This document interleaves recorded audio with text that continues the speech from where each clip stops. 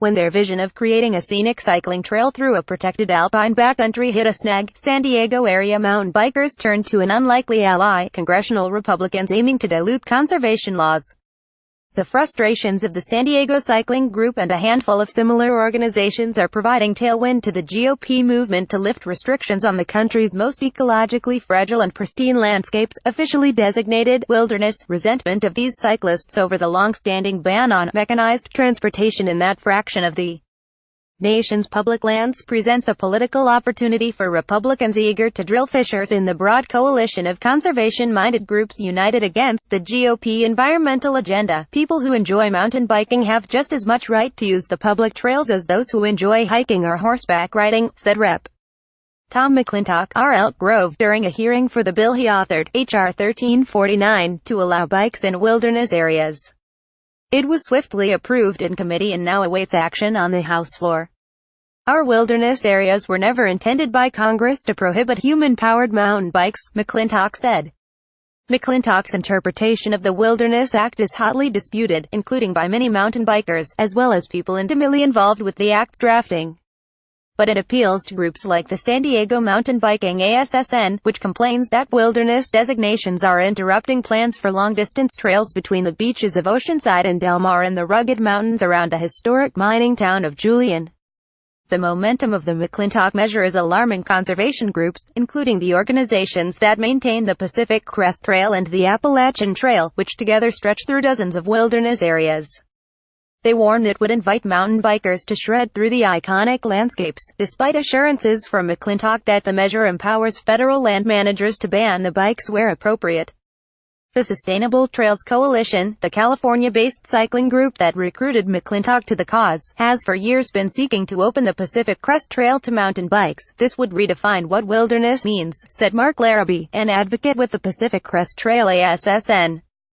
It would forever change the experience people have come to expect from walking on the trail. The International Mountain Biking ASSN, which represents 40,000 bikers, is siding with the more than 100 environmental groups opposed to the re-envisioning of the act and against its own San Diego chapter.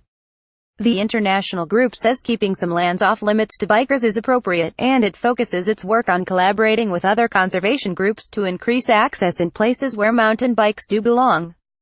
But the issue is a complicated one for avid bikers. The Wilderness Act, which was passed before mountain bikes existed, has been used in recent years to protect more and more land, sometimes pushing bikers out of areas where they had long ridden. President Obama's signature of a law in 2015 creating the 275,000-acre Boulder White Cloud region north of Sun Valley, Idaho, for example, locked mountain bikers out of cherished trails they once enjoyed.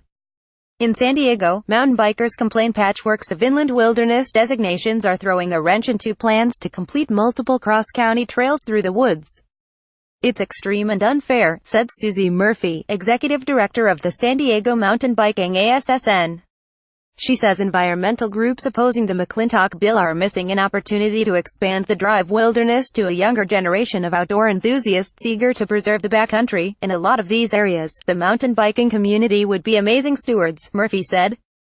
If you don't get newer groups into these places to take care of them, how would anyone protect them from other uses that would be way worse than mountain biking, like mining? But outdoors advocates say there are far more productive ways to expand access to bikers than joining the GOP's Public Lands Crusade. People should not be fooled, said Michael Carroll, director of the Wilderness Society's People Outdoors program. The lawmakers supporting this are the same people pushing to shrink national monuments and drill the last bit of unprotected coastline in the Arctic. This would set the stage for other special interests to say, you rewrote the Wilderness Act for mountain bikes. What about our needs? Carroll said other ongoing initiatives are already effectively expanding access to mountain bikers, as conservation groups and federal agencies re-envision public lands protection to meet the growing population of cyclists. He pointed to a recent collaboration in his hometown of Durango, Colo, in which mountain biking organizations played an influential role in designing a large preserve. The Recreation Not Red Tape Act, proposed by Sen. Ron Wyden, Dior, would require federal land managers to prioritize expanding recreational opportunities. We have learned from our mistakes how to sit down together and plan, said Andrew Downs, a regional director of the Appalachian Trail Conservancy. The best way for the mountain bike community to get better rides and more trail miles is to work collaboratively. The supporters of amending the Wilderness Act frame it differently. They talk of overzealous bureaucrats hijacking a landmark law that was never intended to bar bicycles from public lands. McClintock pulled from the archives of speeches delivered by one of the Wilderness Act's sponsors, the late Democratic Sen. Frank Church of Idaho, whose words McClintock interpreted to express regret that outdoor enthusiasts like bikers were kept out of wilderness. Retired federal land managers interpret Church's words very differently. The whole point of our public lands is so that people can enjoy them, for use, resort and recreation. McClintock said. Some of the people who were intimately involved with the drafting of the Wilderness Act, though, say that actually was not the point. It was to keep certain lands free of all but the most primitive encroachment, they say. Among them is Edward Zahniser, a former Park Service official. Zahniser's father, Howard, wrote the 1964 Act. And Edward Zahniser himself has been explaining it to lawmakers and federal officials from the time he was a boy, helping his dad leaflet the halls of Congress in support of the measure, through adulthood when he held dozens of training sessions for other bureaucrats. The act clearly says no mechanized uses, said Zahniser. How could they possibly say the original act allows this?